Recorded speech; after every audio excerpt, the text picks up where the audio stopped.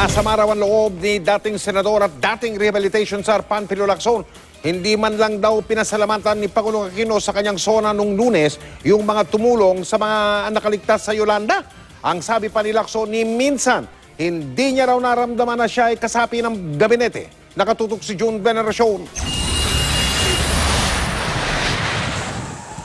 Kasunod ng pananalasa ng Super Typhoon Yolanda noong 2013, itinalaga si dating Senador Panfilo Lacson bilang rehabilitation czar. Mahigit isang taon din siyang naging miyembro ng gabinete ni Pangulong Aquino bago nagbitiw Pebrero ng taong ito. Maski noong 14 months na nandun ako, I never felt in any of my bones, maski isang buto sa katawan ko, wala akong naramdaman na miyembro ako ng pamilya. Nang ibunyag niya ang umano'y substandard na materyales para sa mga bank houses ng mga biktima ng Yolanda, parang lumabas na siya pa raw ang kontrabida sa mata ng kanyang mga kasama sa gabinete. I never felt na meron akong support from the entire cabinet at saka kay Presidente.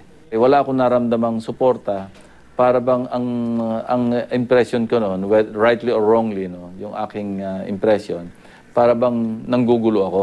Kaya hindi raw nagulat si Lacson na sa dami ng mga pinasalamatan ng Pangulo sa huli niyang State of the Nation address, hindi man lang nabanggit ang kanyang pangalan. Wala naman daw problema. Ay kinasasama lang daw ng loob niya ni isang linya ng pasasalamat.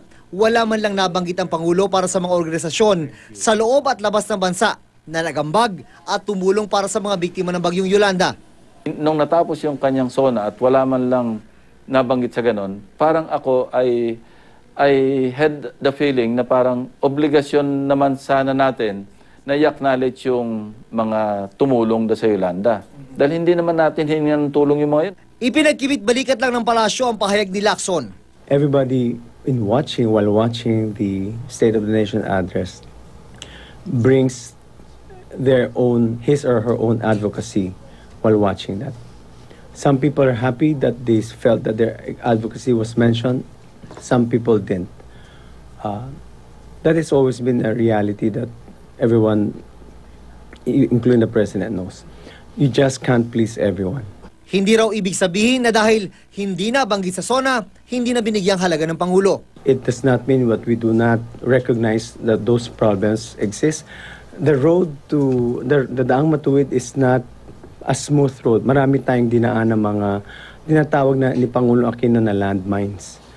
So, patuloy po natin, we're in that road. The road